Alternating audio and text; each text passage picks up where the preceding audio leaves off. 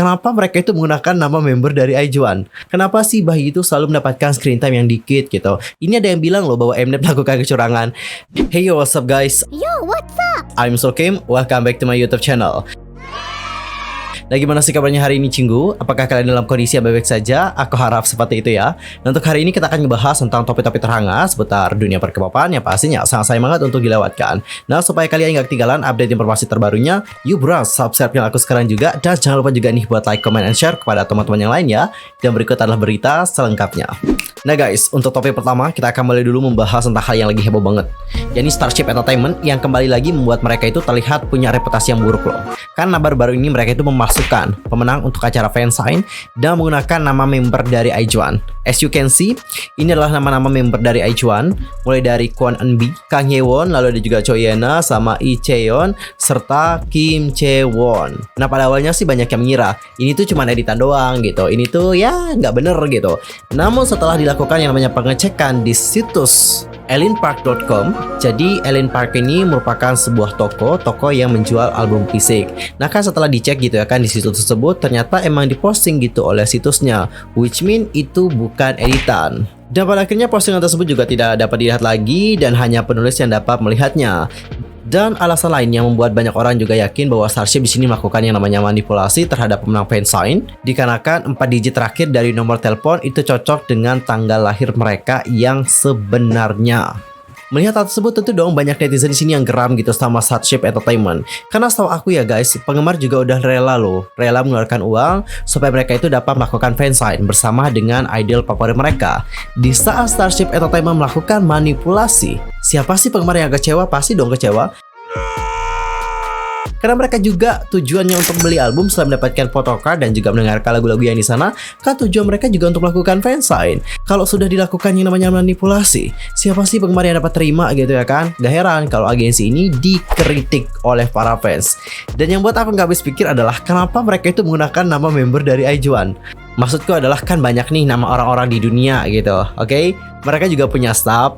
Kalau nggak mau pakai nama staff mereka kan bisa pakai nama-nama yang lain tanpa menggunakan nama member dari IJ*ONE. Dan yang nggak kreatifnya adalah kenapa mereka itu menggunakan tanggal lahir yang sama. Why nih Pak, why? Tim kreatifnya mana nih gitu. Mungkin seandainya kalau mereka itu nggak menggunakan nama member IJ*ONE, kayaknya nggak bakalan ketahuan sih, I guess so. Karena kan penggemar itu cuman kayak pada awalnya sih kepo-kepo gitu ya kan. Abis itu juga dikarenakan gabut, ya udah dilakukanlah yang namanya research dan pada akhirnya ketemu juga. Astagfirullahalazim. Ini itu sekali lagi membuktikan kepada kita semua, sepandai-pandai tupai melompat pasti akan ketahuan juga. Dan aku juga agak rada curiga ya sama yang lainnya ya. Apakah mereka juga melakukan hal yang sama seperti apa yang dilakukan oleh Starship Entertainment? Karena jika sudah ada satu yang terdeteksi, takutnya yang lain juga seperti itu ya. Karena guys, bayangin ya, orang yang melakukan manipulasi terhadap pemenang fansign, nanti kan ada orang yang bisa mendapatkan fansign bersama dengan idol tersebut dengan jalur VIP. Jadi of course bayarannya juga mungkin lebih. Who knows? Bayangin deh, tujuan mereka untuk melakukan manipulasi terhadap pemenang fansign buat apa?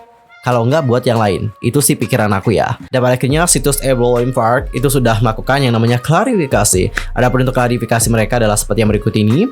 Tapi untuk Starship belum ya. Halo, ini Everlyn. Kami mohon maaf atas ketidakpuasan terhadap daftar pemenang acara fansign Gravity First Album Part 2 Liberty in Our Cosmos yang diadakan pada tanggal 26 Maret.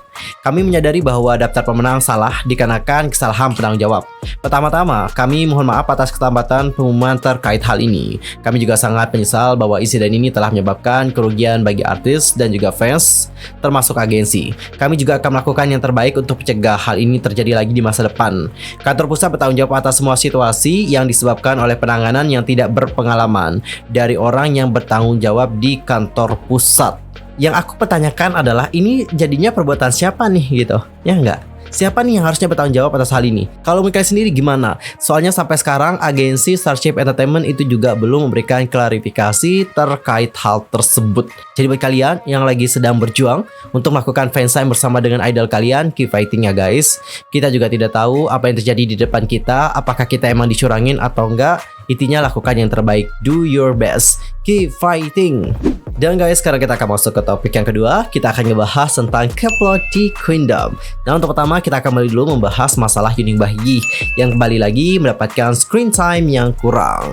Nah, seperti yang diketahui oleh para fans, memang Bahiyi ini menjadi salah satu member dari Kepler yang kurang mendapatkan screen time. Hal itu juga terjadi saat dia itu masih di Girls Planet. Di Girls Planet sendiri kita juga udah pada tahu dong ya bahwa Bahiyi menjadi salah satu kontestan yang kayak kurang banget gitu, jarang banget nampil gitu. Makanya ya pas awal-awal aku juga nggak nyangka loh, jujur ya, aku nggak nyangka bahwa Bahiyi masuk line up. Nah, setelah dia itu debut bersama dengan Kepler gitu ya kan Kepler juga udah buat ini ya MP debut.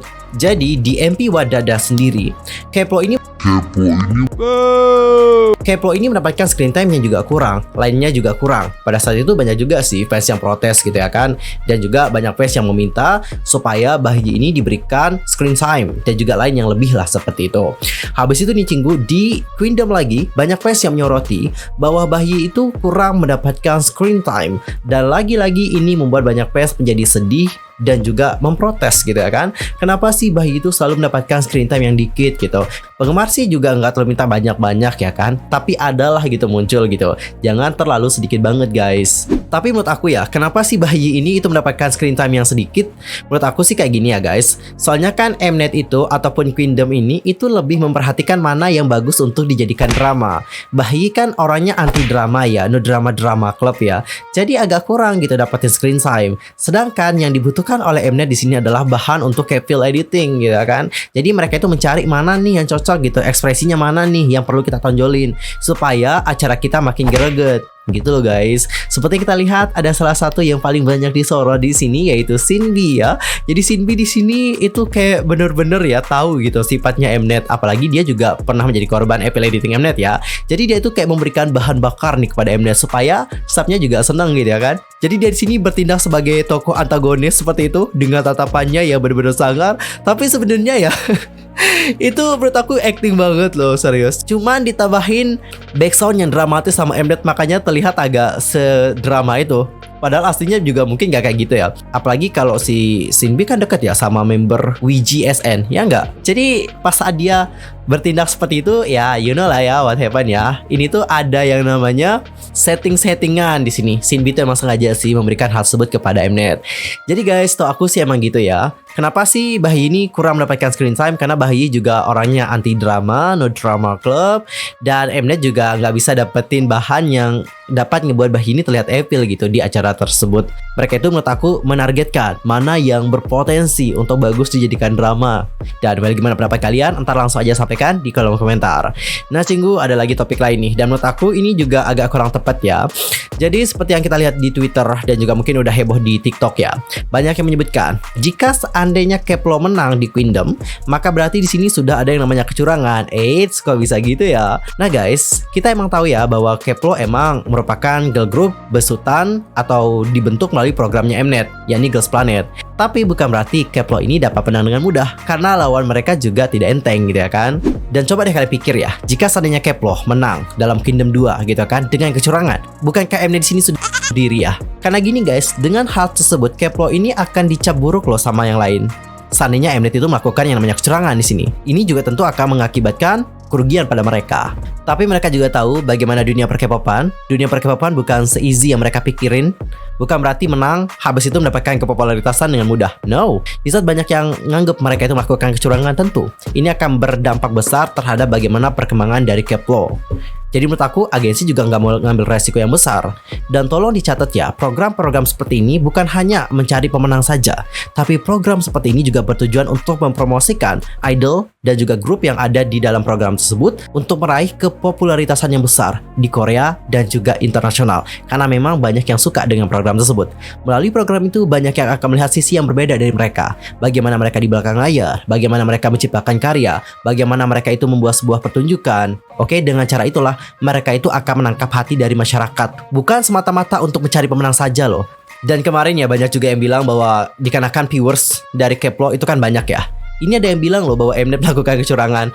Nah guys, untuk masalah viewers itu kan kembali lagi ya pada YouTube ya. Jadi semuanya emang tergantung pada kalian gitu. Kalau kalian emang mau grup favorit kalian itu mendapatkan viewers yang banyak, Satu jawabannya adalah lakukan streaming dengan cara yang baik, benar, dan juga pastinya ramai-ramai supaya viewersnya juga banyak.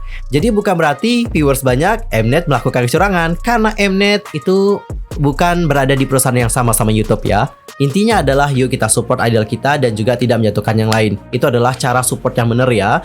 Dan kita akan masuk ke topik yang terakhir. Ini juga ramai banget, gak cuma ramai di Korea tapi juga ramai di kancah internasional. Dan sebenarnya ini juga gak ada hubungannya sih dengan K-pop, tapi netizen Korea membicarakannya. Jadi aku juga pengen ngajakin kalian untuk gibah tentang hal yang satu ini. Kita akan ngebahas tentang salah satu insiden yang juga menggemparkan, yaitu tentang Will Smith yang giniin Chris Rock di acara Oscar. Jadi guys, seperti kalian sudah lihat di Twitter, di TikTok, dan juga di berbagai platform lainnya, itu heboh banget tentang Chris Rock dan juga Will Smith. Ini apa sih yang sebenarnya terjadi? Jadi gini guys ceritanya, pada saat itu Chris Rock kan naik ya ke atas panggung saat mempersembahkan penghargaan film dokumenter terbaik saat dia melontarkan lelucon tentang kepala botaknya si istri dari Will Smith, yakni Jada Smith.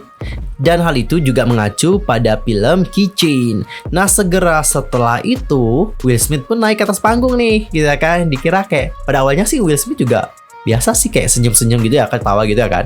Tapi tiba-tiba kayak berubah gitu loh, langsung kayak slap. I don't know what happening here. Habis itu Will Smith juga berteriak dan juga mengatakan, jauhkan nama istriku dari mulutmu.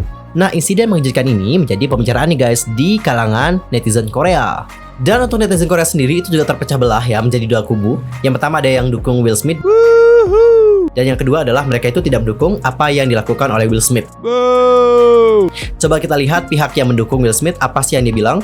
Saya pikir Chris Rock emang melewati batas sih. Dia juga seharusnya tidak berbicara tentang istri orang lain seperti itu. Dia pantas mendapatkan tamparan itu dikarenakan mengolok-olok istri orang lain. Aku sih juga akan nampar dia ya beberapa kali. Dia beruntung dia tidak memukulnya dan itu cuma hanya tamparan. Dia pantas mendapatkannya. Oh, aku sangat terkejut melihat ini. Bagus. Good job Will Smith. Aku juga sangat marah ya kalau ada seorang yang mengolok-olok istriku gitu.